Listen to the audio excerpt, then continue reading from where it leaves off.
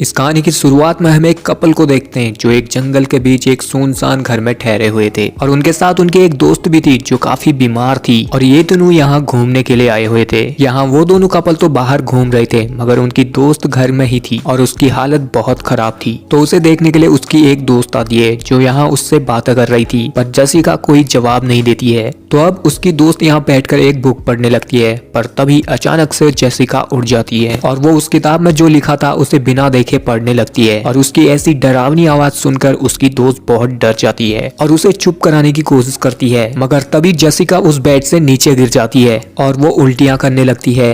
और जब उसकी दोस्त उसे देखने के लिए आती है तो वो अचानक से उसका गला पकड़ के उसके बालों को खींचकर उसके सर से निकाल देती है और फिर बाहर जाकर उसके बॉयफ्रेंड के भी सर को धड़ से अलग कर देती है। उसने अपने दोनों दोस्तों को बहुत बुरी तरह से मार दिया था जिसके बाद वो हवा में उड़ने लगती है। तो जेसिका कौन थी और उसके साथ ऐसा क्या हुआ ये जानने के लिए हमें ये कहानी एक दिन पीछे ले जाती है और फिर हम एक अपार्टमेंट में एली को देखते हैं जो यहाँ अपने 3 बच्चों के साथ रहा करती थी जिनका नाम डैनी, ब्रिजेट और कैसी था और उनके डैड ने उन्हें छोड़ दिया था और इसलिए अब एली अपने बच्चों को पालने में स्ट्रगल कर रही थी। और फिर एक रात एली की बहन बैथी उसके घर आती है। वो यहाँ सबके लिए गिफ्ट लाई थी और फिर जब वो उन बच्चों से उनके डैड के बारे में पूछती है तो यहाँ पर एक उदासी सा माहौल बन जाता है। दरअसल बैथ को पता नहीं था कि एली को उसके हस्बैंड ने छोड़ दिया है। तो अब एली अपने बच्चों को पिज्जा लेने के बहाने भेजती है ताकि वो ब्रेथ से अकेले में बात कर सके। और जब बैथ को एली बताती है कि उन्हें उसके हस्बैंड ने छोड़ दिया है तो बैथ उसे कहती है कि ये बात एली को उसे बताना चाहिए था मगर एली उसे कहती है कि उसने उसके बारे में बताने के लिए उसे 2 बार फोन किया था लेकिन उसने नहीं उठाया। और फिर बैथ को अपनी गलती का एहसास होता है और वो एली से माफी मांगती है इसके लिए। वहाँ हम बच्चों को देखते हैं जो पिज्जा लेकर वापिस आ रहे थे तो अचानक से एक अर्थक्वेक आ जाता है और इस भूकंप के झटकों से बचने के लिए वो तीनों बच्चे एक कार पार्किंग में बैठ जाते हैं। और जब सब कुछ शांत होता है तो इस अपार्टमेंट में एक बड़ा सा गड्ढा हो गया था और जब एली का बड़ा बेटा डैनी उस गड्ढे को देखता है तो वो उस गड्ढे के अंदर चला जाता है ये देखने के लिए कि उस गड्ढे के अंदर है क्या।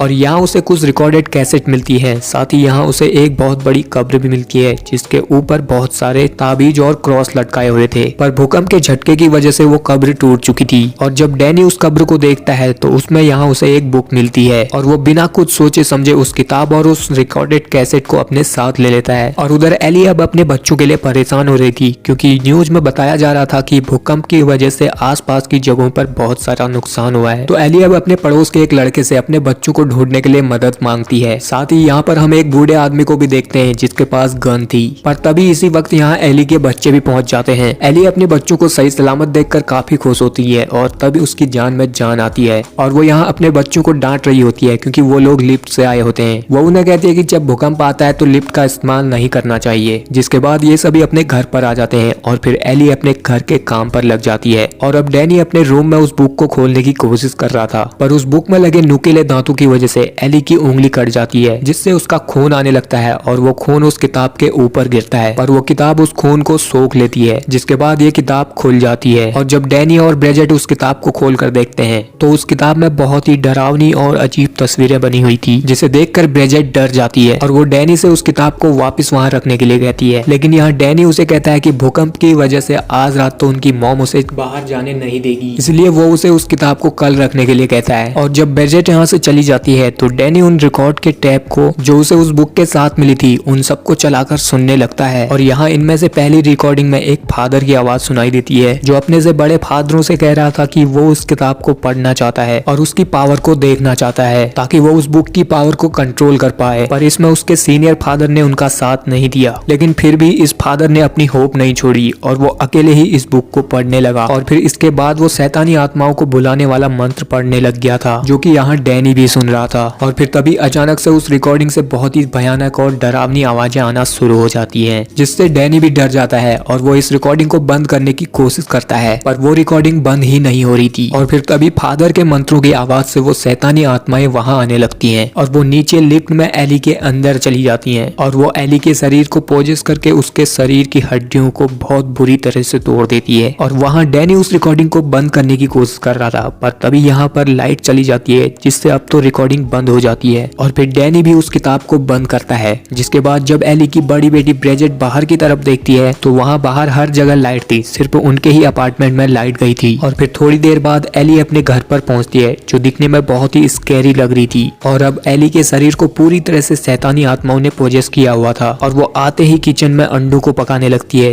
इसे देखकर सब लोग अनकंफर्टेबल महसूस कर रहे थे। तो बेथ उसके पास आकर उसका नाम बोलती है तो एली तभी अचानक से यहाँ पर उल्टियां करने लग जाती है और बहुत ही स्कैरी और क्रीपी बिहेव करती है, जिसे देखकर वो सभी लोग डर गए थे। और फिर जब एली थोड़ा सा होश में आती है तो वो बेथ से कहती है कि वो मेरे अंदर घुस चुका है, उसे मेरे बच्चों को नुकसान पहुंचाने नहीं देना। और वो इतना कहकर बेहोश हो जाती है, जिसके बाद ब्रिजेट और डैनी उसे हॉस्पिटल ले जाने लगते हैं। पर यहाँ की लिफ्ट अब खराब हो चुकी थी और वो सीढ़ियां भी भूकंप की वजह से टूट चुकी थी। और फिर जब वो लोग यहाँ एली की तरफ देखते हैं तो ऐसा लग रहा था कि एली मर चुकी है, इसलिए अब वो लोग एली को उसके रूम में लेटा देते हैं। और यहाँ इनके दो पड़ोसी भी थे, जिनमें से एक वही लड़का था जिससे पहले एली अपने बच्चों को बचाने के लिए हेल्प मांग रही थी। वो यहाँ एली के आंखों को बंद करने की कोशिश करता है, लेकिन वो आंखें फिर से खुल जा रही थी। और फिर जब वो फिर से उसकी आंख को बंद करता है तो वो आंखें फिर से खुल जाती हैं। जिसके बाद ये तीनों गॉड से एली के लिए प्रे करते हैं, क्योंकि उन सबको लग रहा था कि एली मर चुकी है। और फिर उसके बाद बेथ एली के पास आती है और वो उसे कह रही थी कि वो उसे कितना प्यार करती है उसे पता नहीं था। पर तभी अचानक से बेथ के फोन पर एक कॉल रिकॉर्डिंग चालू हो जाती है, जिसमें एली कह रही थी कि उसका शरीर जल रहा है और उसे वो बचाए। तभी अचानक से एली जिंदा होकर बैठ जाती है, जिसे देखकर बेथ थोड़ी खुश होती है, क्योंकि उसे लग रहा था कि वो मर चुकी थी। पर जब बेथ एली के शरीर को छूती है तो उसका शरीर आग की तरह गर्म था। तो अब बेथ उसे ठंडा करने के लिए एक बाथटब में ले जाती है और फिर तभी अचानक से एली उस बाथटब से निकलकर दीवार में चढ़ जाती है। और वो यहाँ पर इतनी जोर से चीखती है कि यहाँ की खिड़की टूटने लगती है और उस बाथटब का पानी उबलने लग गया था। जिसके बाद एली अचानक से उस पानी में गिर जाती है और फिर वो बाथटब से निकलकर उन सब पर हमला करने लगती है। वो यहाँ अपनी बड़ी बेटी ब्रिजेट को टैटू बनाने वाली मशीन से मारने वाली थी। तो डैनी ब्रिजेट को बचाने के लिए एली को मारता है और उसे पीछे करता है। और तभी यहाँ पर उनका पड़ोसी लड़का भी आ गया था। तो एली उसके ऊपर चढ़कर उसकी आंख को बाहर निकाल देती है और उस आंख को एक दूसरे पड़ोसी के मुंह में डाल देती है। अब क्योंकि एली अपने घर के बाहर थी तो बेथ उस घर को लॉक कर देती है और बेथ के साथ यहाँ एली के बच्चे भी थे। और फिर जब बेथ दरवाजे के की होल से बाहर की तरफ देखती है तो उस अपार्टमेंट में जितने भी लोग थे उन सभी को एली एक एक करके बहुत बुरी मौत मार रही थी। और यहाँ अंदर एली की बड़ी बेटी ब्रिजेट डैनी अपने भाई से लड़ रही थी, क्योंकि उसने उस बुक को पढ़ने से उसे मना किया था और उस बुक और उस रिकॉर्डिंग को वहीं दोबारा वापस छोड़ के आने के लिए कहा था। डैनी ने ऐसा नहीं किया और उसने उस बुक के सामने वो रिकॉर्डिंग चला दी। अब इधर ये दोनों जब लड़ रहे थे तो वहाँ एली की छोटी बेटी कैसी दरवाजे के पास बैठी हुई थी। तो अब एली उसे अपने बातों में बहला फुसलाकर उस दरवाजे को लॉक खोलने के लिए कहती है। और फिर जब कैसी उसके बातों में आकर उस दरवाजे के लॉक को खोलती है तो एली दरवाजे में हाथ डालकर उस बच्ची को मारने की कोशिश करती है। पर तभी यहाँ पर बेथ और बाकी बच्चे आकर उस दरवाजे को लॉक कर देते हैं। अब इधर थोड़ी देर बाद एली की बड़ी बेटी ब्रिजेट के चेहरे के निशान बहुत बड़े बढ़ने लगते हैं और उसके आंख, नाक और कान से खून आने लगता है और उसके मुंह से भी यहाँ कीड़े निकल रहे थे।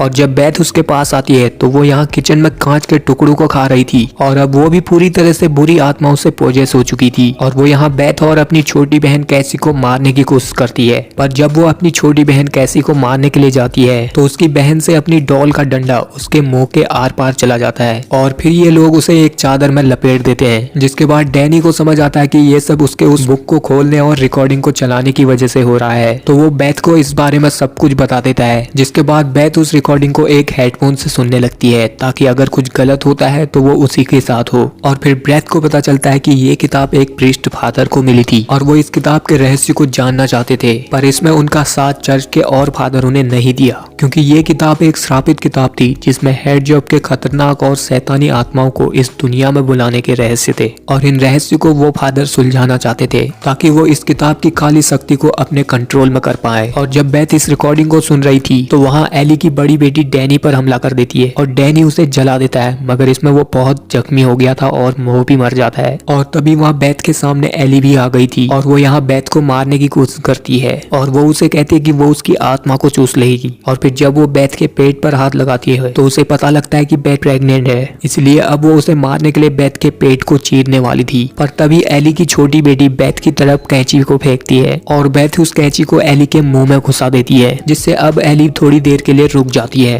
तो अब बेथ एली की छोटी बेटी यानी कि कैसी को लेकर इस कमरे से बाहर आती है और वो उस बूढ़े आदमी की गन लेकर अपार्टमेंट के दरवाजे को तोड़ने लगती है। पर तभी यहाँ एली भी पहुंच जाती है तो बेथ उससे बचने के लिए उसके एक पांव पर गोली चला देती है। तो अब एली अपनी बेटी को एक बार फिर से बहलाने फुसलाने की कोशिश करती है, मगर इस बार उसकी छोटी बेटी उसे कहते कि तुम मेरी मॉम नहीं हो। जिसके बाद यहाँ जिन्हें एली ने मारे थे वो सभी लोग एक एक करके जिंदा हो रहे थे और वो यहाँ बेथ से कह रहे थे कि पूरी रात खत्म होने से पहले सभी लोग मारे जाएंगे। जिसके बाद बेथ उस बच्ची के साथ लिफ्ट में भागने की कोशिश करती है, पर वो लिफ्ट बंद थी, उसके दरवाजे पर चाबी फंसी हुई थी। और जब एली पॉजेस हुई थी तो उसके हाथ में ये चाबियां थी जो कि लिफ्ट के दरवाजे में डली गई थी। तो अब एली की बेटी उस चाबी को निकालती है उस दरवाजे से, जिसके बाद लिफ्ट चलने लग जाती है। तभी अचानक से उस लिफ्ट में खून भरने लग जाता है, क्योंकि वहाँ एली के 2 बच्चे शैतान के कंट्रोल में थे। तो वो अपना और अपनी मॉम का खून लिफ्ट में डाल रहे थे। और फिर जब वो लिफ्ट नीचे आती है तो उसमें पूरी तरह से खून भर जाता है। और जब लिफ्ट का दरवाजा खुलता है तो खून के साथ वो दोनों भी बाहर आती हैं। वहाँ हम उस बुक को देखते हैं जिसमें पन्ने पलटकर अचानक से रुकते हैं, और इस पन्ने में एक डरावना और भयानक क्रिएचर था।